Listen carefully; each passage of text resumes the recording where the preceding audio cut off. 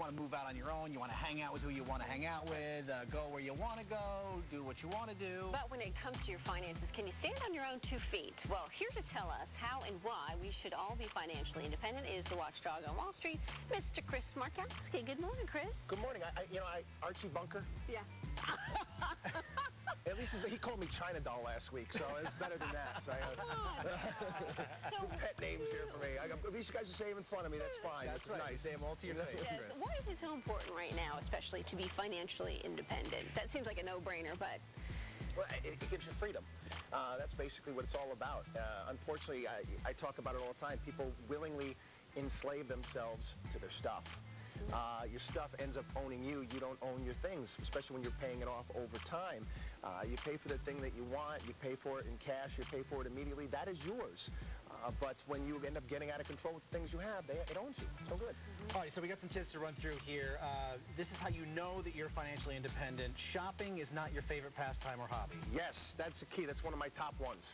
Okay. Okay. You can afford to purchase a new car or a boat, but you decide against it. I think that's a great one. I had the example, too, and I live on Sarasota, Florida. It's right there on the water. But I came to the understanding with soccer games and gymnastics and stuff with the kids, getting a boat might not be the best idea in the world. Maybe I should put that money away for later on.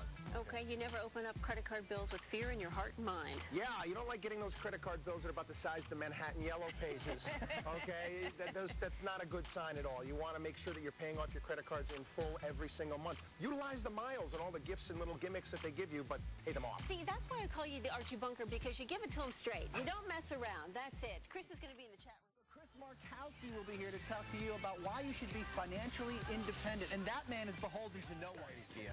Well, we all know the auto industry has been sputtering a bit lately, but somehow one automaker has struck a deal that could really get things rolling again. Chrysler has found a new Euro partner with Italy's Fiat, but the automaker isn't out of the woods just yet. Here to rev our engines is the watchdog on Wall Street. His new title this hour, our spicy little meatball. There you go. Chris Markowski. Is that better than Archie Bunker? Better than Archie Bunker. Thank you very much. Okay, spicy little meatball. Do you remember what Fiat, the acronym was? Fix it again, Tony. Yes, you got it. Fix it again. Chrysler and Fiat? I'm not sure that's really such a good pairing. They actually make pretty nice cars nowadays. Do believe it or not. they? Yeah, especially a lot of them happen to exist. And my wife's family lives in Greece, and they have a lot of Fiats, and they're nice cars. And actually, they're going to be bringing Alfa Romeo here back again as well. Really? Remember those cool little spiders that they used to make? There are car companies that do turn around their image. I think when Hyundai, for example, first came out, I think they were sort of the joke of the auto industry. But I think most people agree now those are pretty darn good cars too. I mean, they're better than they were anyway, and they're affordable, certainly. Could have been worse. Could have been Yugo.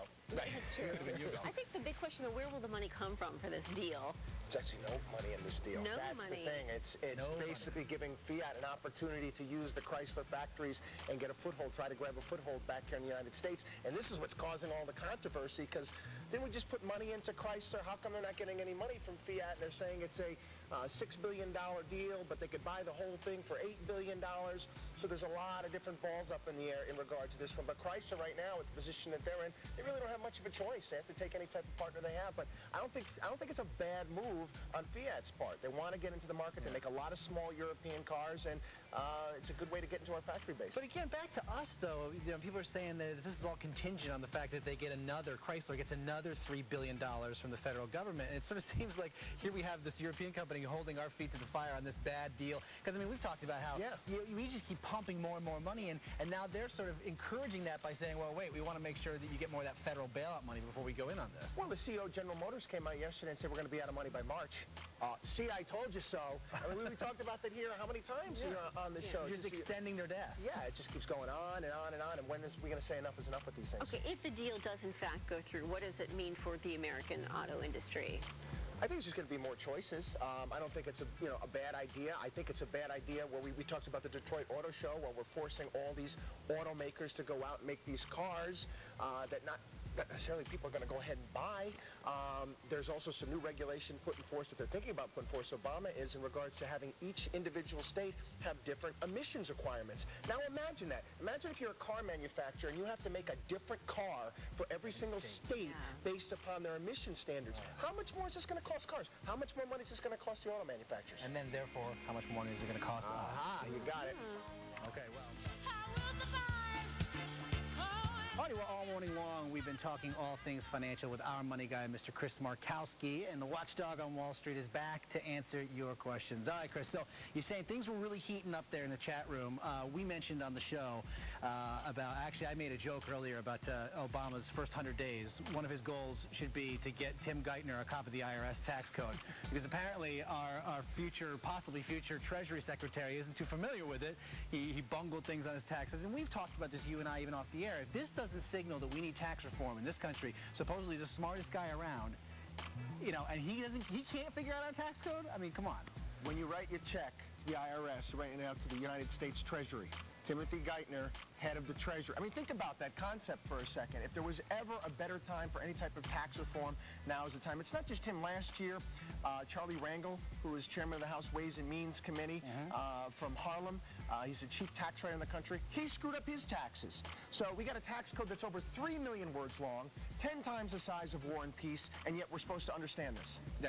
Exactly, and so a lot of people in the chat room wanting to know, I guess, thoughts about flat taxes, fair taxes. What do you think? Well, I'm a big proponent. I think the fair tax is the way to go. I think it's a consumption-based tax. A lot of people don't understand. They always talk about corporate taxes, and let's tax the evil corporations because, they're terrible, and let's go after big oil. You're paying those taxes. You buy a cup of coffee at Starbucks. They've added those taxes into your cup of coffee. A corporation's nothing more than a tax ID number and a logo. They don't have a tree in their back where they pull the money to pay the taxes. You're paying it. Prices would come down for everything. We need a much more simplified system, and we also attract a lot of capital here to the United States. Explain too, for the fact that some people think that it's disproportionately affects poor people, a fair tax. That's not the case, right? It's not the case at all. You're going to be eliminating the IRS, and what you're going to be doing is there's actually a prebate that goes back to everybody. Doesn't matter how much you make, all around the country, up to the poverty level. So everybody would be getting it. Looking at the tax returns, I remember back in 2004, and Teresa Heinz Carey looked at her tax return because everybody has to release them because it was running. I paid more in taxes than she did, and she's got 10 houses all over the world. I said, if you've got the money, you can avoid taxes here because the tax code is 3 million pages long. You don't have 10 houses all over the world? No, I don't. No, I got the little ones, little Lego ones back in my house. Right, I was going to say, your doll houses for your daughter, your Lego houses. All righty, well, Chris, great stuff as always. We always look forward to you coming in. And for more information...